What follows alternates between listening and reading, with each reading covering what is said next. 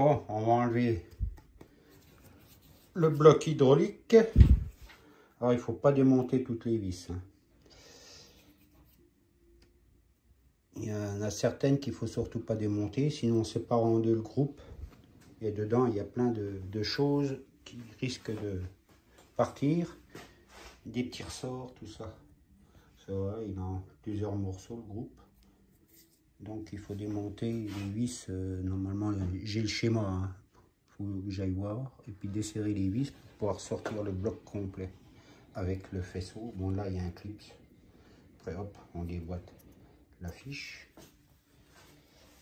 Voilà. Les électrovannes.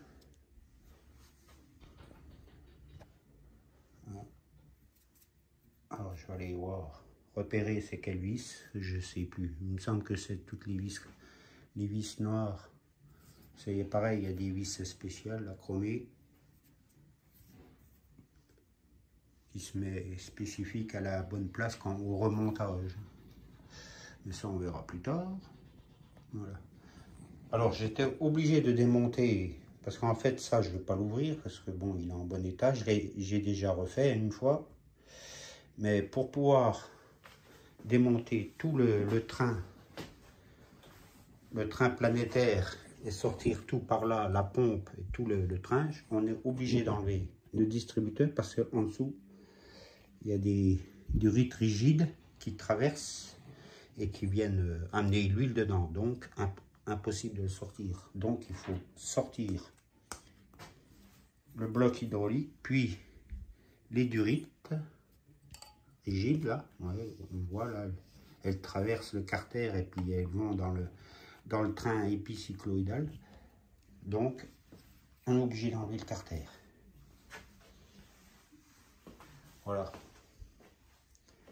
Après, ben, normalement, comme là, on voit, quoi, les durites, elles rentrent là. Elles rentrent et puis elles traversent le carter et puis elles vont, voilà, là on voit, là, elles vont là-dedans, dans les tambours. Ouais. D'embrayage, frein. En fait, on appelle des freins parce que c'est l'inverse d'un embrayage. Comme là, en mode repos, les disques ne sont pas comprimés.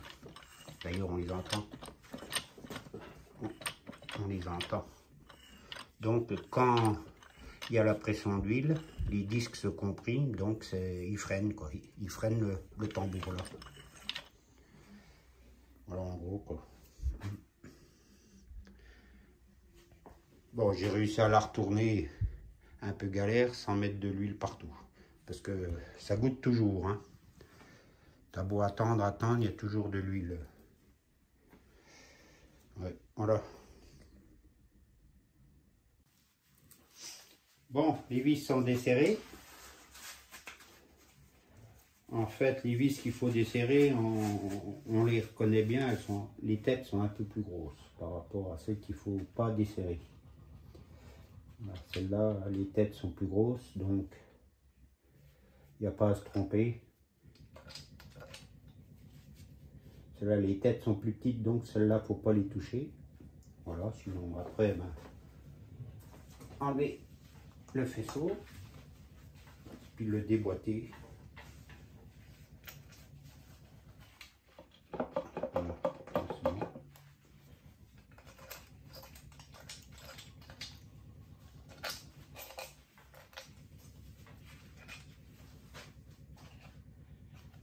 Ouais, normalement, il y a le là, mais je crois que ça on l'enlève.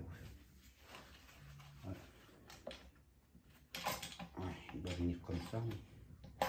Ah, voilà. En fait, j'ai tout bien desserré les vis. Voilà. Ça fait son poids.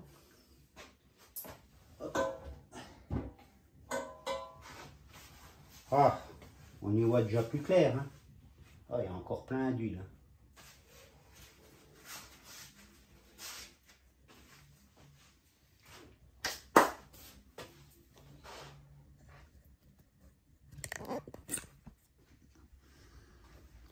Bon, alors voilà.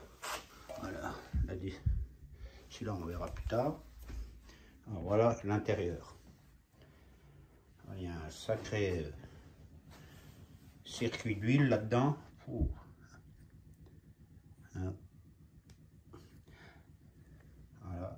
au fond on aperçoit le train épicycloïdal, voilà, avec les disques dans chaque tambour.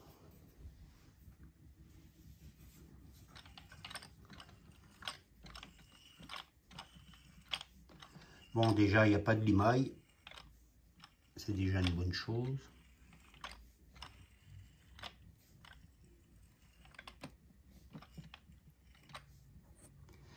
Alors après, voilà, une fois que j'ai enlevé le distributeur, pour pouvoir sortir tout ça par là, quoi, tout, il y a encore la durite que je disais tout à l'heure. Alors, il me semble que il y en a qu'une à enlever. Celle-ci, c'est. Ah, voilà, ouais. Alors là, elle rentre dans le tambour là, que lui, il est fixe, il tourne pas, lui. C'est ce qu'il y a dedans qui tourne. Voilà pourquoi là, il y a une durite rigide qui traverse et qui vient alimenter cette partie. Les disques qui sont dedans. Et aussi enlever là. Alors là, il y a deux clips. Un ressort et au fond, il y a un petit bout de durite, à peu près long comme ça, qui rentre au fond et qui rentre là dans le tambour, qui vient faire l'étanchéité entre le carter et le tambour. Et ça, il faut les enlever aussi.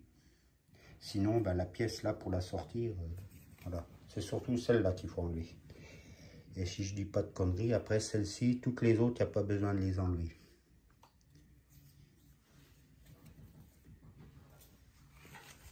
Voilà. Ah, pour info, la position, ce qui fait qu'il bloque les roues en position P, parking, c'est cette pièce-là. Voilà. En fait, cette pièce, quand on met le sélecteur sur P, il vient enclencher dans une roue crantée, et ce qui fait que le pignon là, il tourne plus. Il tourne plus. Et ce qui fait que ça fait que un frein à main, quoi.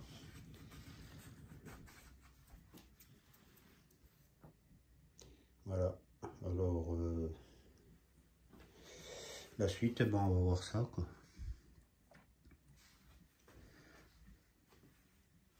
Alors, un bon truc pour voir s'il n'y a pas de limaille, c'est le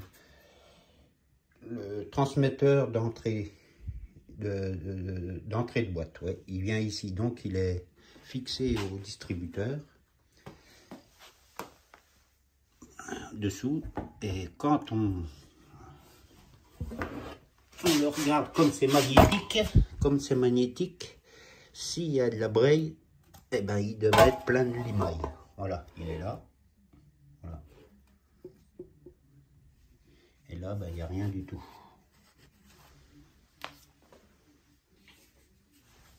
En général, quand il y a de la braille, la cloche A, qui est souvent celle qui casse, et bien ici, il y a plein de limaille.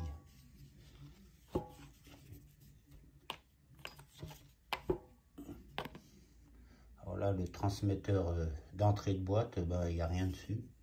Donc, ça va. Il n'y a pas un pet de limaille.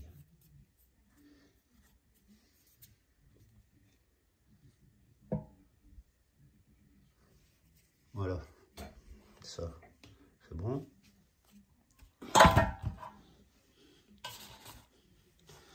Bon, puis là, je vais faire du tri, du rangement, parce que là, bientôt, je peux plus passer. Hein. Il y en a partout.